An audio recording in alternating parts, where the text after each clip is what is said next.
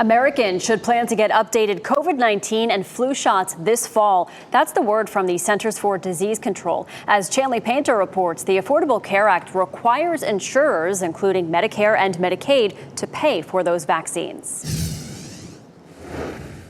As summer begins, health officials are already looking ahead in their efforts to fight new coronavirus variants. The Centers for Disease Control and Prevention is recommending all Americans to get new vaccination shots this fall. Essentially, the change with COVID is that there's an updated formulation. Everybody over the age of 6 months should get vaccinated for COVID and for flu. The decision follows last month's numbers that show COVID-19 deaths and hospitalizations neared the lowest levels since the beginning of the pandemic in 2020. But rising COVID cases in parts of the country are bringing back some concern. The SARS-CoV-2 virus that causes COVID is a very quickly evolving virus. The Associated Press reports fewer than 25% of adults in the U.S. were up to date on their vaccinations last month. But Lauren Ansel Myers, a COVID-19 researcher at the University of Texas in Austin, says vaccinations for COVID and other illnesses are needed in the early fall when the diseases begin to spread.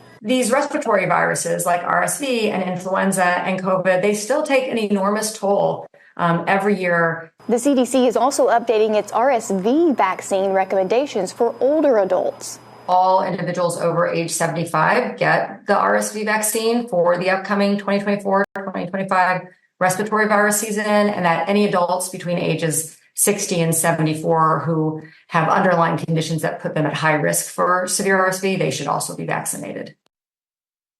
That was Chanley Painter reporting. The new COVID shots are expected to be available by September.